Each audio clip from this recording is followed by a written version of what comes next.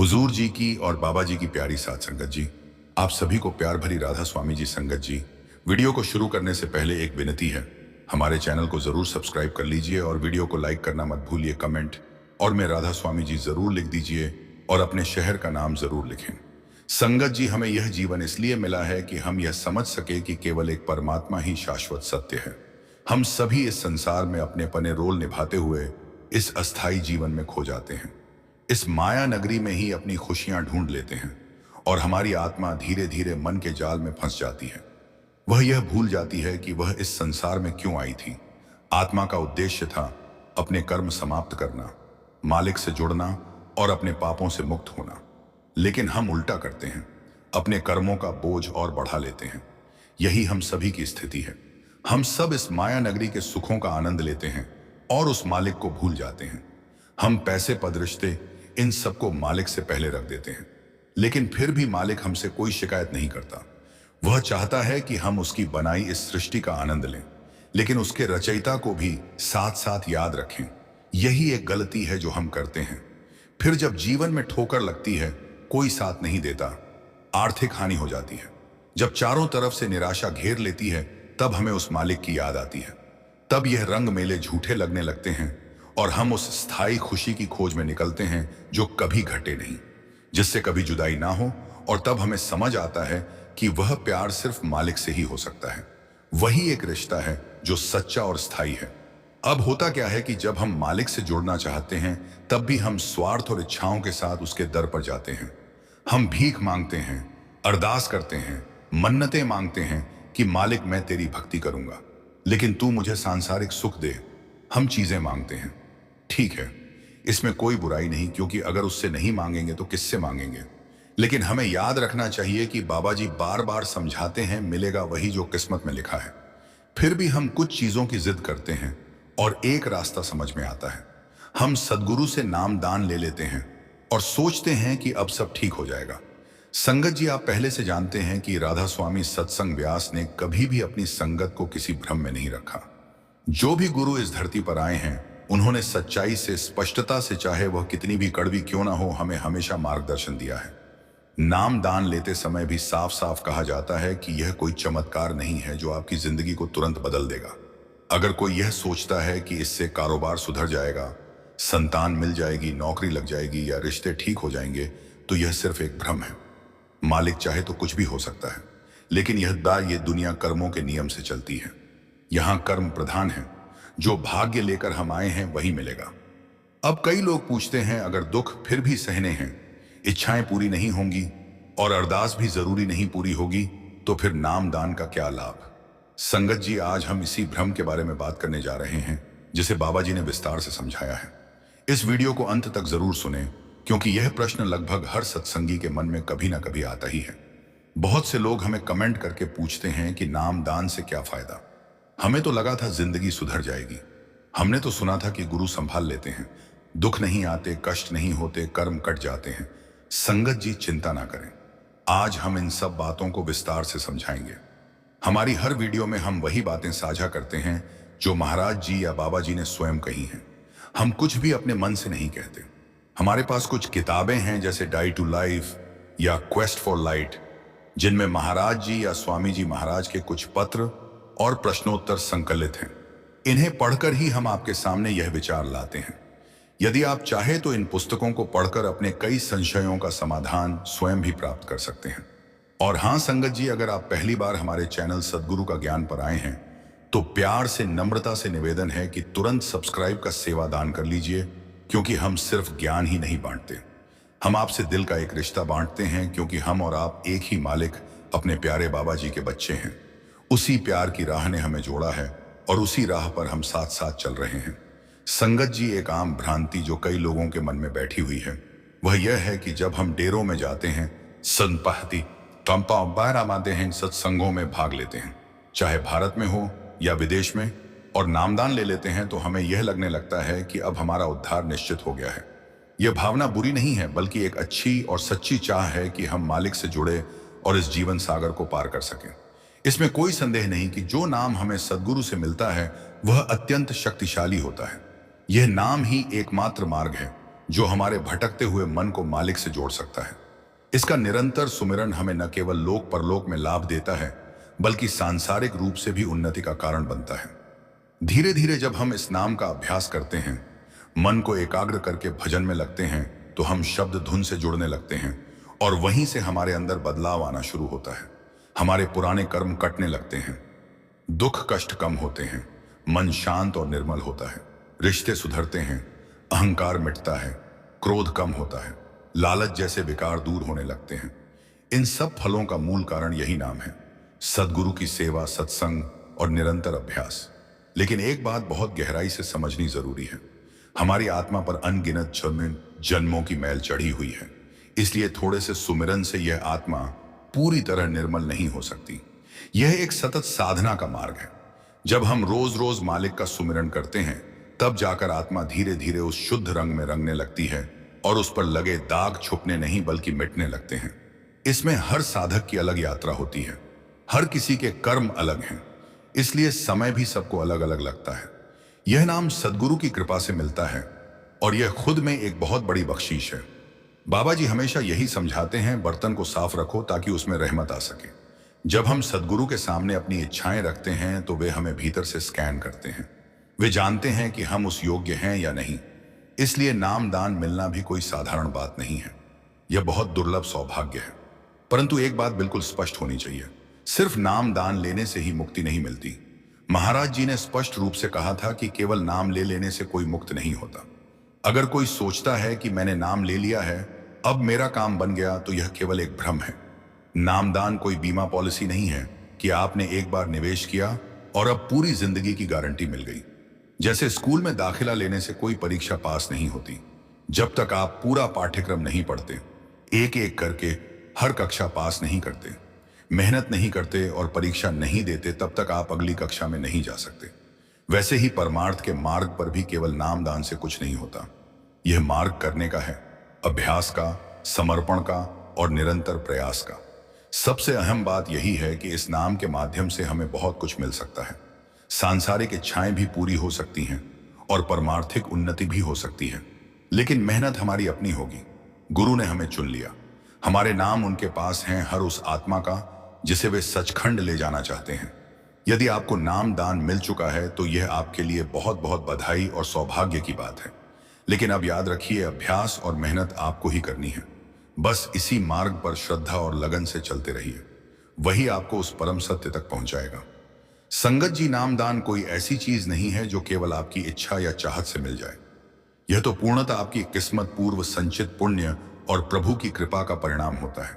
पर इसका यह अर्थ कदापि नहीं है कि एक बार नामदान मिल गया तो अब हमें कुछ और नहीं करना। अक्सर देखा जाता है कि शुरुआत में जब कोई साधक नामदान प्राप्त करता है, तो उसका मन बहुत जोश से भर जाता है। वह नियमित भजन सिमरन करता है, सत्संग में भाग लेता है, शब्द गाता है, पर समय बीतने के साथ साथ वह फिर से उसी पुरानी सांसारिक दिनचर्या में लिप्त हो जाता है। धीरे धीरे भजन सिमरन छूटने लगता है और फिर शिकायतें शुरू हो जाती हैं। भजन सिमरन नहीं होता, क्या करें? संगत जी, सच तो यह है कि भजन सिमरन होता नहीं, बल्कि हम करते नहीं। यह दोनों बातें एक जैसी नहीं हैं। जब हम भूख लगती है तो खाना खा लेते हैं, जब प्यास लगती है तो पानी पी लेते हैं, अपने काम काज, नौकरी, व्यापार सब कुछ समय पर करते हैं, तो फिर भजन सिमरन क्यों नहीं कर सकते? क्या यह हमारी प्राथमिकता में ही नहीं रहा? बाबा जी ने कभी हमसे पूरा दिन नहीं मांगा, उन्होंने केवल 2.5 घंटे मांगे हैं, और वह भी हमारे समय के अनुसार। चाहे आप सुबह दे दें और दोपहर में नहीं, दोपहर में या शाम को कोई बंधन नहीं है, बस सच्ची भावना और नियमितता होनी चाहिए। फिर भी हम सोचते हैं कि अगर हम बाबा जी से शिकायत कर दें तो शायद वह कुछ कर देंगे, लेकिन बाबा जी स्पष्ट कहते हैं, उनकी कृपा की धारा तो निरंतर प्रवाहित हो रही है, वह कभी बंद नहीं होती। परंतु उस कृपा को प्राप्त करने के लिए चलना तो हमें ही पड़ेगा। दरवाजा तो गुरु ने खोल दिया है, अब भीतर प्रवेश तो हमें ही करना है। काम हमारा है, जिम्मेदारी हमारी है, और यही प्रयास हमें अंततः परम शांति और आनंद की ओर ले जाता है। संगत जी, बाबा जी ने स्पष्ट रूप से समझाया है कि नामदान केवल एक शुरुआत है, कोई अंत नहीं। यह हमें इसीलिए दिया गया है ताकि हम उसका नियमित अभ्यास करें, उसे अपने जीवन में उतारें और उसके माध्यम से आत्मिक प्रगति की दिशा में कदम बढ़ाएं। लेकिन यदि हम नाम दान लेने के बाद उसे केवल एक औपचारिकता मानकर छोड़ दें तो उसका कोई वास्तविक लाभ नहीं होगा। जैसे कोई किसान बीज तो बो देता है लेकिन पानी नहीं देता, खेत की देखभाल नहीं करता तो वह बीज कभी फल नहीं देगा।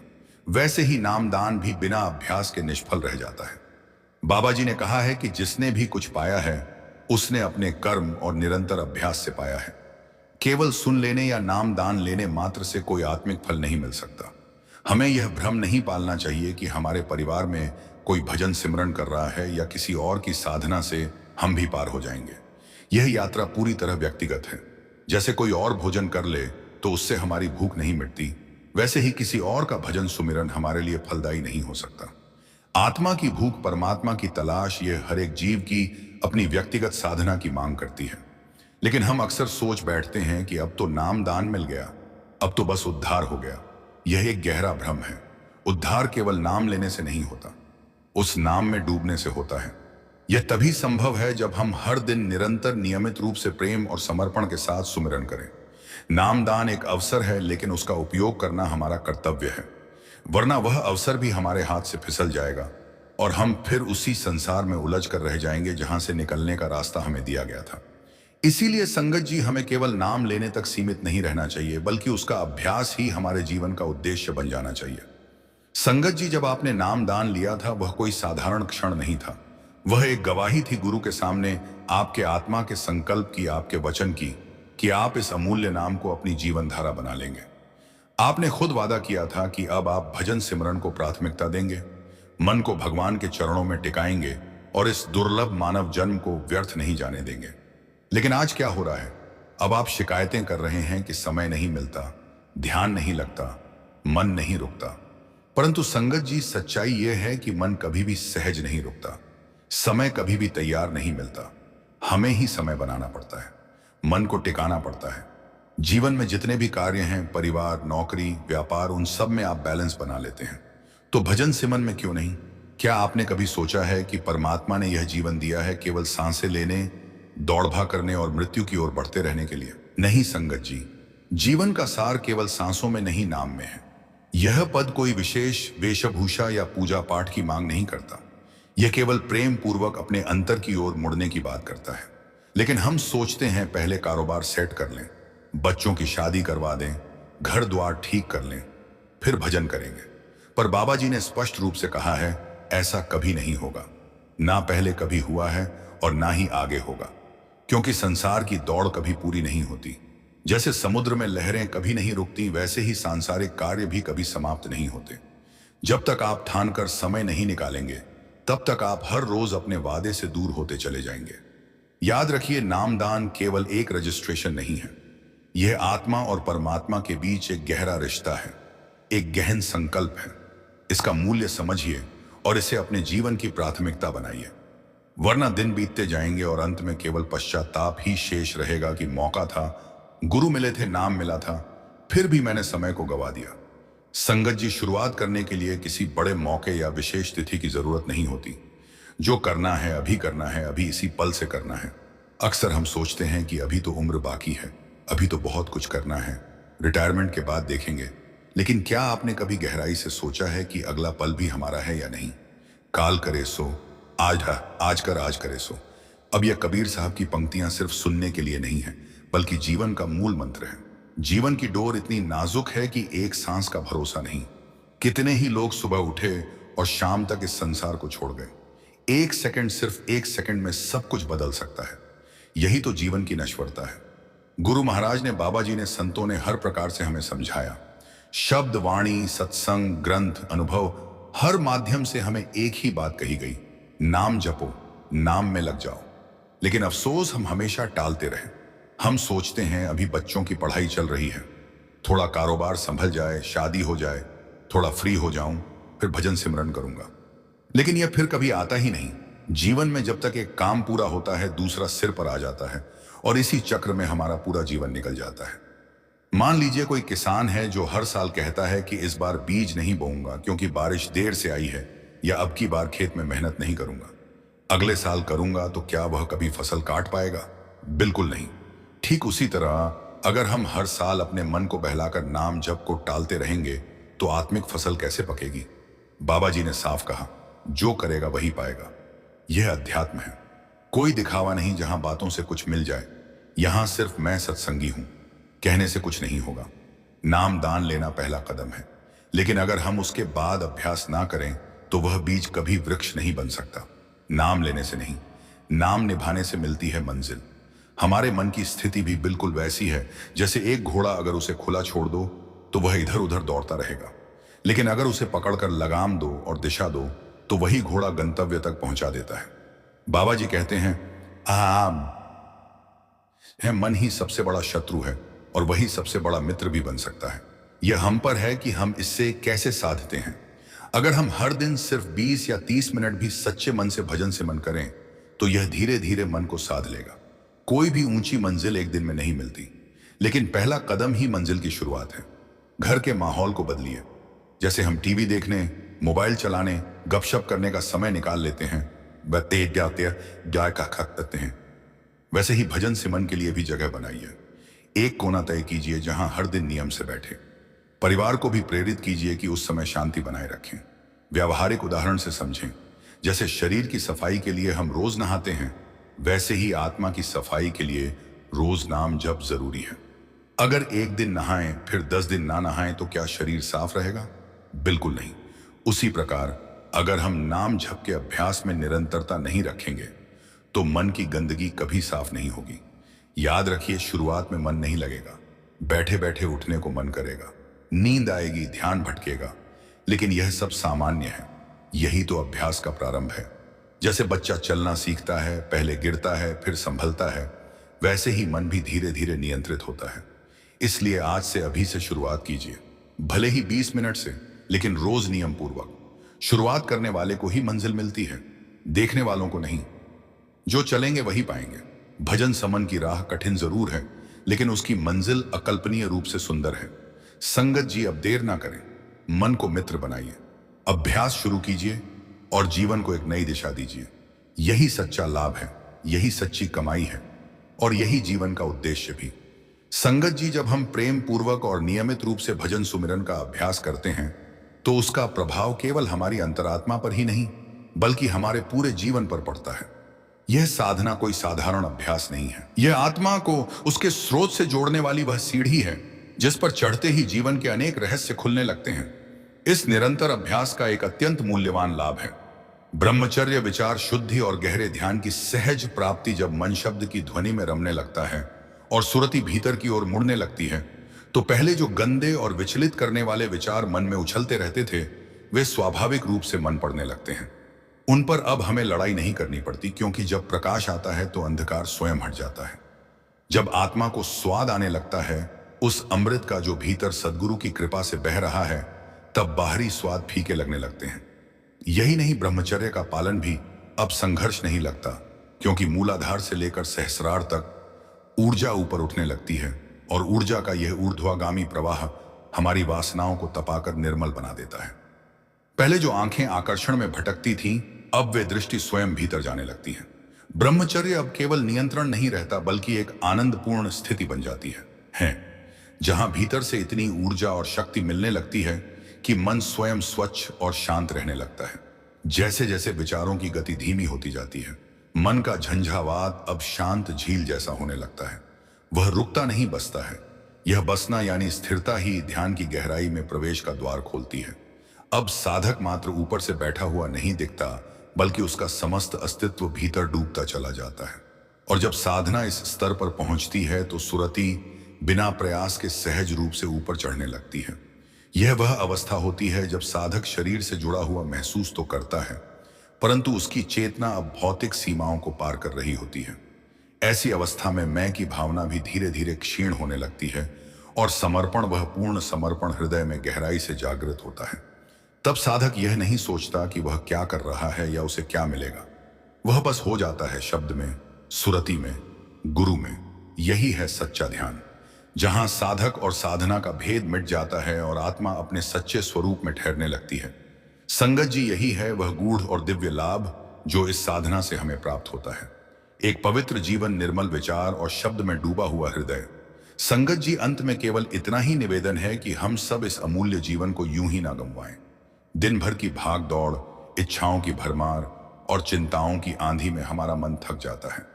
लेकिन अगर हम रोज सिर्फ कुछ पल गुरु चरणों में बैठने का संकल्प कर लें, तो यह पल हमारे जीवन को रूपांतरित कर सकते हैं।